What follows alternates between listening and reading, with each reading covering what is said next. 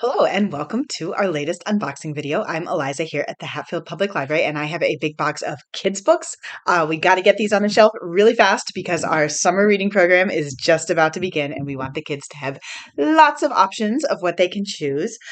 So I will start out with this book in the Cryptid Kids series called The Bach Ness Monster. It looks very, very silly, and that's by Sarah Goiter and Natalie Rice. And it's a graphic novel. Very fun. Another graphic novel, I think.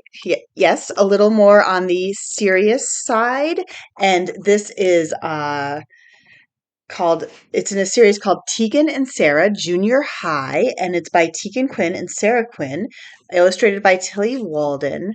Um, it's about an indie pop duo. I am trying to figure out, I think that this is for real life, as they say on Bluey. These are actual, are actual real singers who I just do not know it about them because I am, I guess, old and out of the loop. But hopefully the kids will know. We have a new Terri Libenson in the Emmy and Friends series. Surprisingly, Sarah. This is not real life in the sense of being based on real people, but more like realistic fiction. Very popular. I think really great for kids. You know, just lots of like social, emotional, navigating school, things like that. We have One Cool Duck by Mike Petrik. Um, so another graphic novel, a little bit maybe like for slightly younger kids. And so Duck is cool, and then one day a cooler kid shows up. We have a new Owl Diaries, popular sort of like hybrid graphic novel chapter book series. Very good for kids, just like making that jump from to like chapter books. We have Four Eyes by Rex Ogle and Dave Velasi. This another graphic novel, so fun. This box is all the graphic novels, and says sixth grade isn't as great as Rex thought it would be. He hasn't had a growth spurt. He's getting bullied. His best friend is unreliable. And everything is a blur because it turns out he needs glasses, but then um, they get him the ugliest ones in the store, which makes him really sad. You can see a picture on the back of him being sad. This says that this is based on the true coming of age story, I guess, by the author. Not a graphic novel, but so cute. Look at this. Be you little monster. Sandra Magsamen, who writes lots of very cute board books. They're so fun to read. They're really just like cute. I feel like they're good like end caps if you're reading to your kid and you want that like one last quick book before you put them to sleep. Before you put them down to sleep. So and it's so cute that it has actual horns. Pete the Cat Saves Up by Kimberly and James Dean. Very popular, these Pete the Cat Easy Readers. What is going on? Pete the Cat Easy Readers. Good for kids learning to read. Also work really well as read alouds, especially if you have a parent who's a fan of Pete the Cat. The Dog Knight, written by Jeremy Whitley. And wow, so this is a graphic novel, pretty text heavy, definitely for slightly older kids. Okay, so it says Frankie knows who they are. They're a drummer, they're non-binary, and they're the dog knight? Question mark. That is a good question. So they save a friendly golden retriever, and then it turns out that that there's someone named the Dog Knight, and they help these dogs fight the forces of chaos. I love this premise. I love the idea that the dogs are all characters. I kind of want to read it. Just looks really fun. Okay, changing tacks. We have a picture book. This is by a new one by Henre Tullet, who did one of the all-time greatest picture books, in my opinion, which is Press Here. So fun, so interactive. This looks like a similar vein. It's called Tap Tap Tap, Dance Dance Dance. And very simple colors. He always uses very simple colors, and very interactive.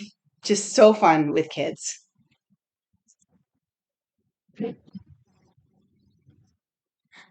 We have Big Nate, Next Stop Superstardom. So this is a popular sort of, oh no, this is full graphic novels. I feel like they used to be a little more like hybrid, but yeah, looks like they've gone full color. We have Squire and Knight by Scott Chandler. It's about a brainy, bookish, underappreciated squire and his brawny, inept knight who always gets the glory. So they are two mismatched heroes. Another one that sounds very fun.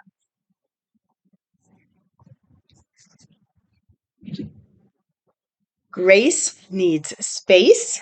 This is by Benjamin A. Wilgus and Rai Abrigo. And this, I remember this one. So this one is about a girl who lives in space, and she's going to get to go visit a faraway moon away from her boring mom and to go stay with her fun mom. But then her fun mom turns out to be too much focused on work, and she gets kind of lonely.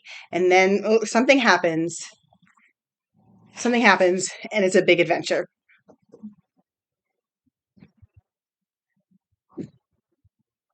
Oh, this is nice. So we have four that all go together. We have Cube Kid series, Diaries of an 8-Bit Warrior, Another World, An Ominous Threat, an OP Alliance.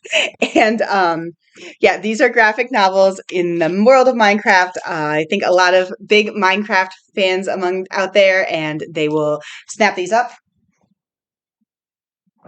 Okay, just a few more picture books. I know this is a lot, but again, urgent need to get these out because summer is starting. Penny and Pip by Candace Fleming and Eric Rahman. And oh, huh. So it's about a girl who goes to the Natural History Museum and gets followed by a little dinosaur.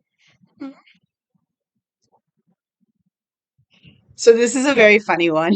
This one is called The Loud Librarian. We joke because I feel like in this library we're nothing but loud librarians. And sometimes someone will come to the library and they'll be like telling like their friend or their kids or whatever. They'll be like, shh, it's a library. And we're like, yeah, it's okay. Like you can relax and just talk in a normal voice because none of us are really quiet.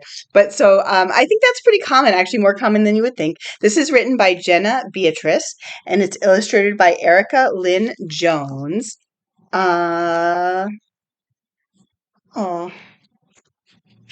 it's about a girl who wants to be a librarian and she's really loud.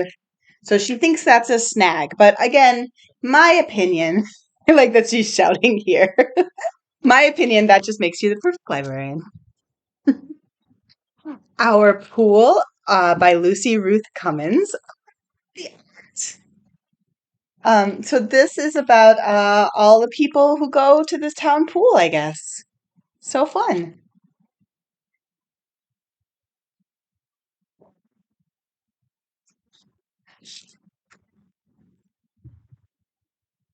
We have The Night Before Eid, a Muslim family story.